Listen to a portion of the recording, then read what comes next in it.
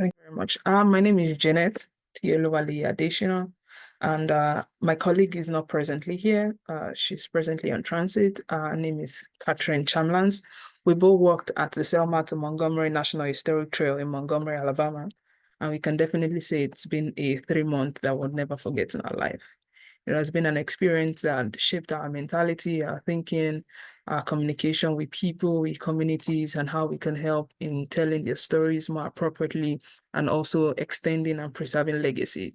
We were able to get engrossed in the civil rights history, visited a lot of beautiful sites, met a lot of awesome people, and had a little quota in with the National Park Service towards the Selma to Montgomery Long Range Interpretive Center. Like I said, I did this project along Katherine, who is also from Australia, and me, Janet, I am from Nigeria.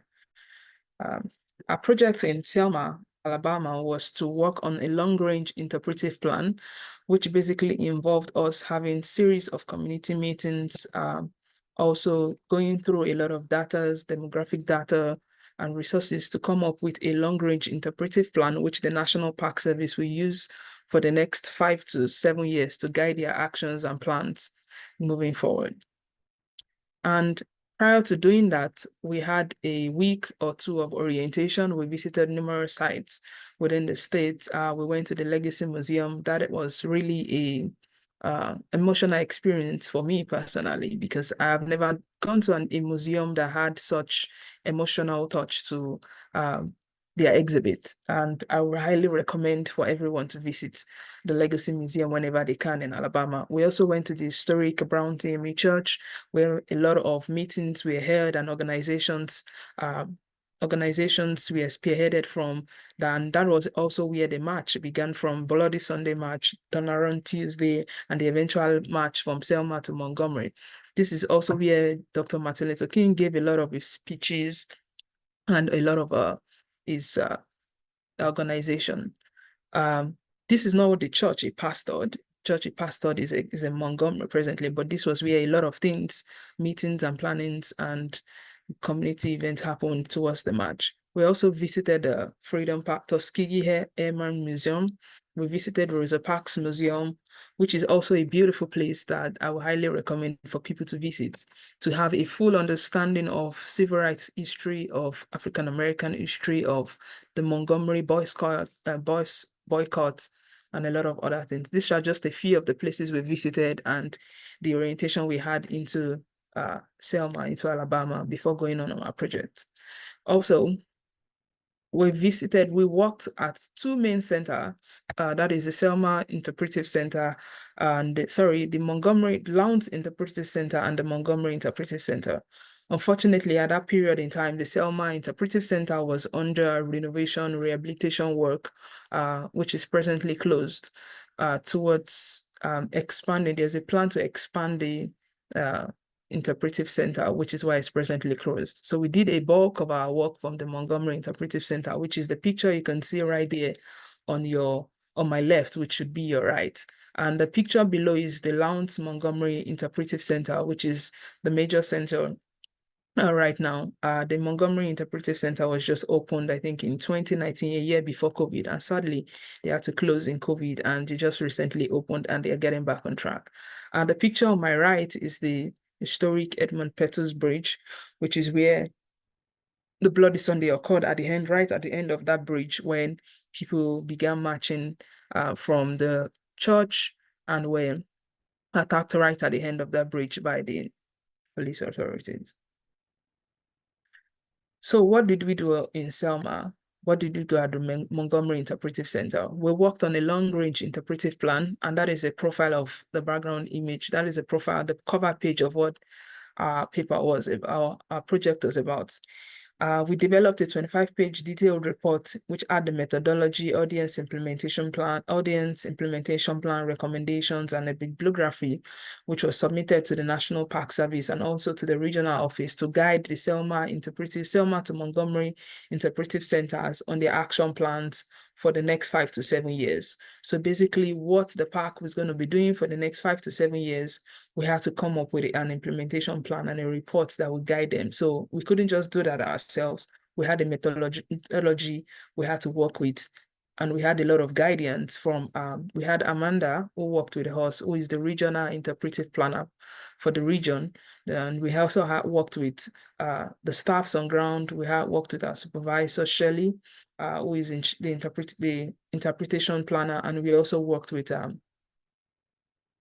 all the staffs on ground. So our methodology was basically 5. We had data analysis, we developed the implementation plan, we had community feedback, which was very important. And I would say for me and Katherine, it was quite an experience having to go into 4 or 5 different communities, speak with them, hear from them, give them what our project is about, hear from them, get feedback from them, and also implement some of the things they said. So we updated the implementation plan based on what the community has said, and the final plan phase was a strategic implementation plan, interpretation plan, and implementation plan. And in doing that, we had a lot of data resources where we tapped from economic profile system, the Census Bureau records, Alabama State Department of Education, county health ranking and profile rankings and roadmaps. I'm sorry, I'm rushing. And these are some of the images of our community meetings. We had community meetings at each of these centers, at each of the places where the match occurred. So the first one was in Montgomery, right in our interpretive center. That's me and Katherine right in front, having a conversation with the community. The next one was in Selma, Dallas County.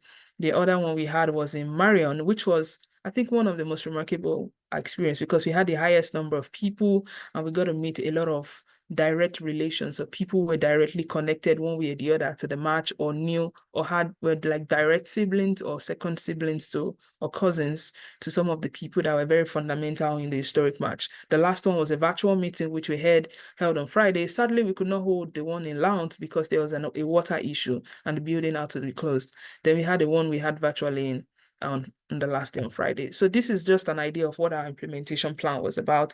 It's just like like we said in our communities, literally a boring Excel sheet where we just had a list of the different tasks we wanted the park to do, or with things we thought the park should do that will help them in preserving the legacy of the civil rights movement for the next 5 to 7 years. Then we had team leads, we assigned people which were basically staffs at the interpretive center. We had priority tier, we had strategic goals, we had 5, which was developed by the team before we came. So that guided us in whatever tasks we assigned, appropriate cost. This is a continuous plan. This is not a final thing. This is not just stuck here where it is. So we handed this over to the to the staffs at Selma, which is what they're going to use as they go on with their project to keep updating it. Other highlights we had at the Selma to Montgomery National Historic Trail and the Interpretive Center, we had educational outreaches. The first image on my left was where at the visitors in the summer, we had a lot of educational outreaches, community groups who came in with kids, children of different ages. So we planned all sorts of different programs. Here was me, I'm here playing a card game with some of the kids. And it's a kind of different kind of card because it's instead of like the normal card game or what game, it has history at the back of it. So it was kind of like a guess game, and it was very informative and a very nice, good experience for me. We were able to meet a lot of historic people. We met Fred Gray, who was Martin Luther King's lawyer and very involved in the legality of the march and also the boys boycott. It was an honor for us to meet him. We met a lot of foot soldiers, people actually one way or the other were connected in the work. We met a lot of the picture we were involved in the John Lewis memorial service, which is interestingly enough, me and Katherine did that design, which was used at the commemorative service. We had a lot of community outreach. The picture below is me and Katherine with there's a school in Marion where we did the Lincoln School. It's a very historic school, and that's the curator of the school or the guardian kind of the school or the historian there at the school. And she gave us a very awesome insight into our presentation and how to help do further in other communities going forward. This is just a few, and these are the awesome people we met along the way.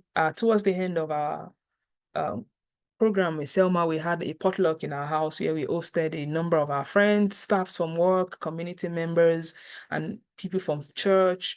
It was a beautiful experience for us, and to meet so many great people that would definitely keep in touch with, who have grown from just colleagues to friends. Then the other picture in the middle is the staffs of Selma. We have Tegan, who was like our guide throughout Selma, taking us to, Selma, Montgomery, taking us to different sites, even for shopping, where we are quite stuck on where to go. There is Rick right there. John is the one taking the selfie. That's me and Catherine right in the middle. Shelley was our supervisor head over there. And we have Frederica too.